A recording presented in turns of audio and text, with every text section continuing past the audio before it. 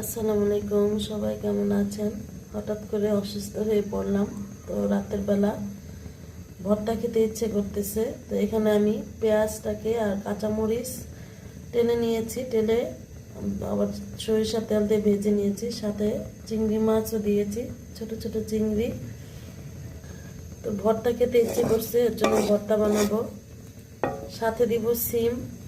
এই যে সিমটাকে আমি সেদ্ধ করে নিয়েছি,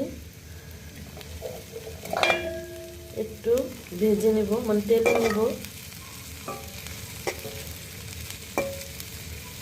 একদম শুকনো করে নিতে হবে, পানি যেন না থাকে।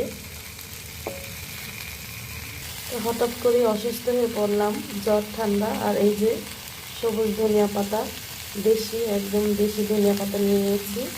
এই ভর্তাটার সাথে ধনিয়া পাতা দিলে খুব ভালো লাগে। মুখে রুচি নেই, এর জন্য একটু ভর্তা বানিয়ে ভাত খাবো।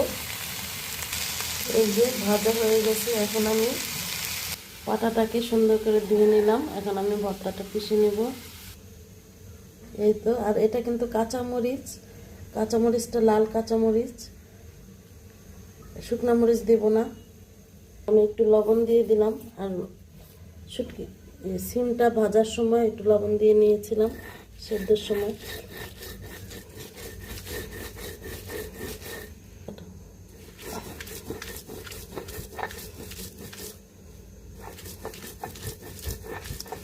এইভাবে পাটায় বেটে ভর্তা খেতে খুবই ভালো লাগে। কার কার ভালো লাগে অবশ্যই কমেন্টস করে জানাবেন। আর আমার যেহেতু জ্বর ঠান্ডা, এর জন্য একটু ভর্তা বানিয়ে ভাত খাবো। এখানে চিংড়ি মাছ নিয়েছি, একদম ছোট ছোট চিংড়িগুলো ভেজে নিয়েছি। সিম নিয়েছি আর পেঁয়াজটাকেও ভেজে নিয়েছি। ধনিয়া পাতা দিয়ে ভর্তাটাকে বানিয়ে নিব। আর এই যে হয়ে গেল আমার ভর্তা পিষা। খুবই সুন্দর হয়েছে আর খুব মজা হয়েছে ভর্তাটা। এভাবে বানিয়ে খাবেন, খুব ভালো লাগবে খেতে। আর পাটায় ভর্তা বানাবো আর ভাত খাবো না, তা তো হয় না। এই যে পাটার মধ্যে ভর্তা বানালে আমি এইভাবে ভাত মেখে খাই, খুব ভালো লাগে।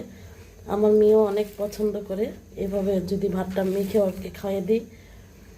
তো কেমন হয়েছে আমার ভর্তাটা জানাবেন। বিসমিল্লাহ। খুব মজা হয়েছে ভর্তাটা। এই তো হয়ে গেল আমার মজাদার সিম চিংড়ির ভর্তা। তো এইভাবে বানিয়ে খাবেন।